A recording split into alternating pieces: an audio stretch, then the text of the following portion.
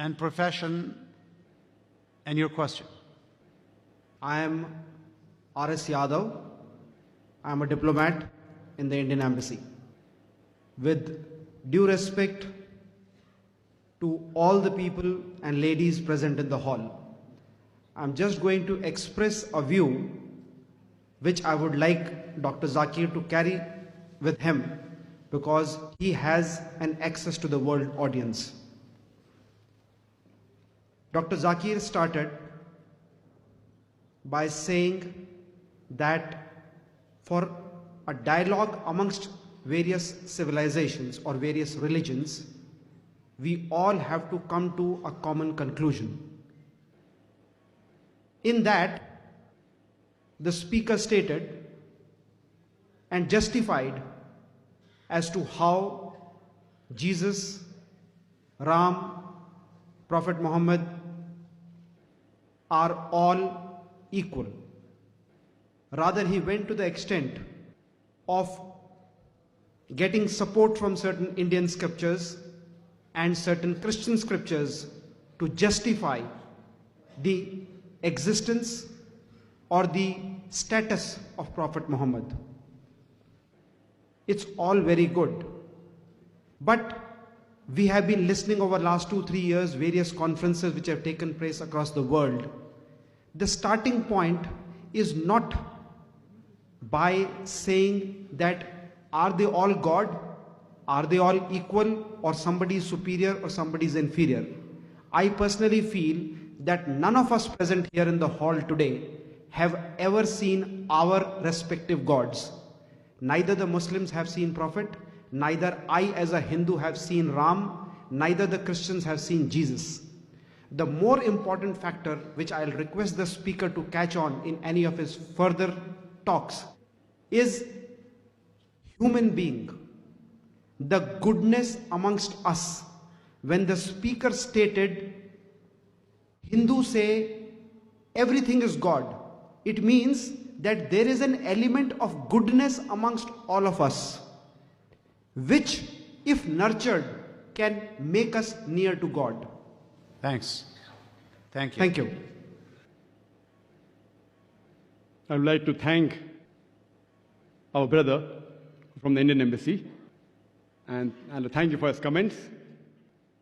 And he mentioned that in most of the interfaith dialogues, he said that he agreed that I tried to prove the commonalities and trying to prove that Prophet Muhammad and Prophet Jesus are messengers.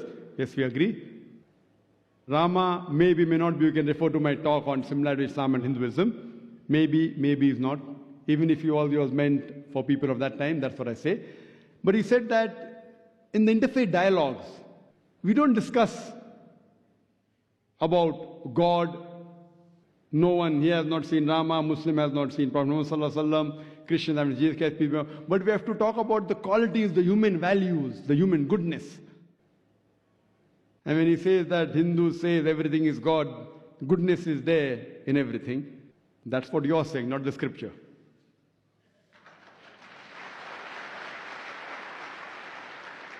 Coming to your point, I do agree. We first talk about the human good qualities. No Muslim can be a good Muslim unless he's a good human being. And number one duty of a human being is he should thank his Creator Almighty God. If you cannot thank and worship your Creator Almighty God, what is the use of you helping your neighbor? Useless. You should help your neighbor. You should help the poor. I'm not against it. But if you disrespect your Creator Almighty God, you cannot thank Him. You cannot worship Him. All your other activities is useless. That's the reason. It's mentioned in the Quran. In Surah Nisa, chapter 4, verse 48. Surah Nisa, chapter 4, verse 116. If Almighty Allah subhanahu wa ta'ala wants, He may forgive any sin. But the sin of shirk, He will never forgive. For anyone who does shirk, associates partners with God, he has strayed far away. The biggest sin in Islam is shirk, associating partners with God. And similarly, that's what the Quran says in Surah Ma'idah chapter 5 verse 72. That they are doing kufr. Those who say that Jesus Christ, peace be upon him, son of Mary, is Allah. Waqala al-Masih, but said Christ. Ya Bani Israel, O children of Israel, Ubudullah, worship Allah, Rabbi wa Rabbakum, who's my Lord and your Lord. Inno may shirk billah. Anyone who associates partners with Allah, faqad harramallahu alayhi al-jannah. Allah will make Jannat haram for him. Wama vahun nar, wama li zalimin min ansar. And fire shall be his dwelling place, and he shall have no help of the hereafter. So here the biggest sin in Islam is shirk. Same thing is mentioned in the Bible. What I quoted to you, thou shalt not make any images of me. Same thing is mentioned in the Veda. So when you're talking about qualities of human beings, the best quality is quality of thanking our great Almighty God. He does not require you and me. You will ask me that why should I thank him? People ask me, why do you say Allahu Akbar? Why you have to pray to God? I said, see, in Islam, whether we pray to God or not, it makes no difference to Allah subhanahu wa ta'ala. When I say Allahu Akbar, Allah is the greatest, He's already the greatest. By me saying Allahu Akbar, He won't become greater. Why do we say? You know why do we say? Because when I praise anyone, whenever I call anyone great, it's a human tendency, I try and follow his commandments. For example, if your mother has a heart attack, and suppose there's a layman who's a quack, he just comes and tells you that do so and so thing. Will you follow? On the other hand, you come to know of a person who's the most famous heart specialist in the world. He gives you the prescription. Will you follow him or will you follow a common man? But naturally, you will follow the prescription of the best heart specialist in the world. He's the most famous. The moment he's famous, you will follow his prescription if your mother has a heart attack. So the reason we praise Allah is not so that He becomes greater. When we praise Allah, the moment we praise Him, whatever commandments He gives in the Quran, we follow it. So first we have to identify who is our Almighty God. And then what He says we have to follow. That is the reason Muslim means a person who submits his will to Almighty God. Muslim is not by name, Zakir, Abdullah, Muhammad, Sultan. Muslim means a person who submits will to Almighty God. Now, what is good is subjective. What you call is good, I may not say it is good. Who's going to say what is good, what is bad? You're going to have a dialogue?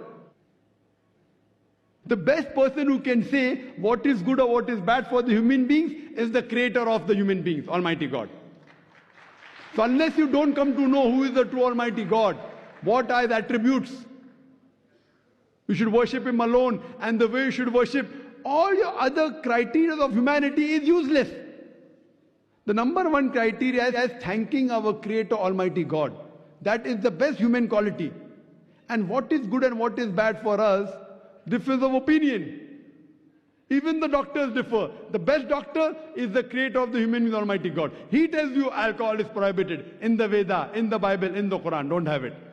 He says pork is prohibited in the Hindu scriptures, in the Bible, in the Quran. Don't have it. Gambling is prohibited. What is good, what is bad, how will you come to know? It is subjective. Therefore, there is a query that do good people go to hell? Is a question. So I ask you, what is good? Compared to what humanity thinks is good?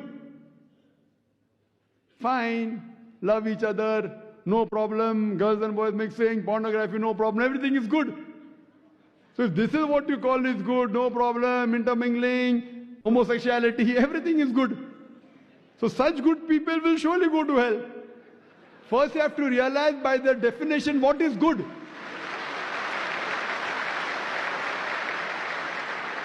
So do good people go to hell? If these are the criteria for your goodness, they'll go to hell. In religion, no good person can ever go to hell. Who's a good person? Number one, the person who realizes his creator, who respects him, who worships him and follows his commandment. That's the reason in the interfaith, the most important point is to identify who is our God and to worship him and no one else, then the messengers and then the other things. Hope that answers the question, brother.